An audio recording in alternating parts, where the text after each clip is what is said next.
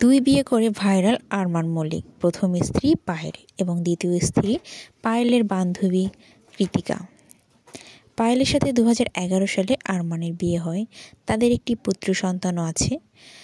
তাদের কোনো এক অনুষ্ঠানে কৃতিকাকে দেখে আরমান পছন্দ করে ফেলে এবং তাকে প্রেমের প্রস্তাব দেয় এবং তাকে পাওয়ার জন্য বিভিন্ন ধরনের পাগলামি করে। অবশেষে কৃতিকার সাথে তার বিয়েটাও হয়ে যায়। আরমান পায়েলের থেকে না লুকিয়ে সরাসরি কৃতিকাকে বিয়ে করে তাদের বাড়িতে নিয়ে আসে।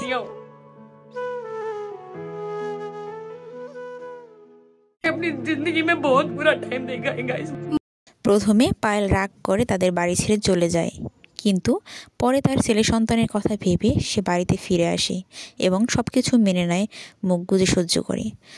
তখন পায়েল কেঁদে কেঁদে লাইভে এসে বলেছিল, আমার আসলে কিছু করার ছিল না। আমার না ছিল কোনো পারিবারিক সাপোর্ট, না ছিল টাকা পয়সা। আমি কি করব, কোথায় যাব ভেবে চিনতে না পেয়ে অবশেষে আমি ফিরে আসি এবং কৃতিকাকে নিয়েই থাকতে শুরু করি। তখন আমার মানিয়ে নিতে খুব কষ্ট হচ্ছিল, দম বন্ধ হওয়ার মতো অবস্থা ছিল, কিন্তু আমার কিছু করার ছিল না। যেহেতু আমার স্বামী কৃতিকাকে ভালোবাসে, সেহেতু তাকে নিয়েই থাকতে হবে। এখন আমরা অনেক ভালো আছি, অনেক সুখে আছি, কিন্তু সেই দিনের কষ্টগুলো আজও নাড়া দেয়। সেদিন আমার স্বামী আমার সাথে যা করেছে আমি আজও ভুলতে পারি না।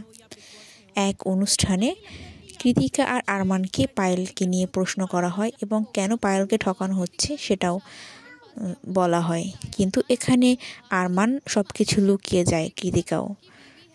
তবে যে দর্শকরা দেখতেছিল এবং যে প্রশ্ন করেছিল সে এক চুলও ছাড়েনি। সে পায়েলের পক্ষে সমস্ত কথাগুলো বলেছিল।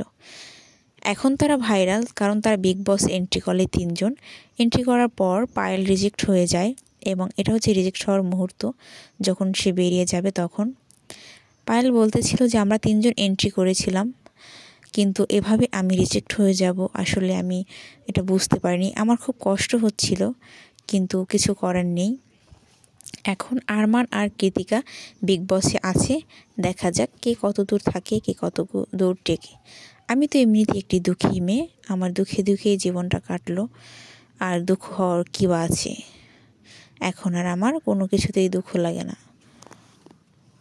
বিগ বসে থাকাকালীন নবনীতার সাথে তার একটু ঝামেলা হয়েছিল, একটু কথা কাটাকাটি হয়েছিল, সেটা নিয়েই পায়েল রিজেক্ট হন। এটা নিয়ে পায়েল খুব প্রকাশ করেন যে আসলে আমি বুঝতে পারিনি যে এইটুকু কারণ আমাকে রিজেক্ট করে দেয়া হবে।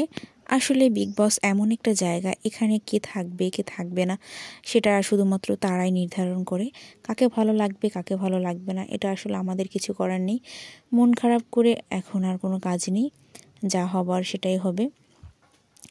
বিগ বসে প্রায় দেখা যাচ্ছে যে পায়েলের সাথে নবনীতার একটু ঝামেলা হতো, এটা নিয়ে কথা কাটাকাটি হতো। যাই হোক, পায়েল খুব স্ট্রং, এখন স্ট্রং আছে, সবসময় স্ট্রং থাকুক সে দোয়াই করি।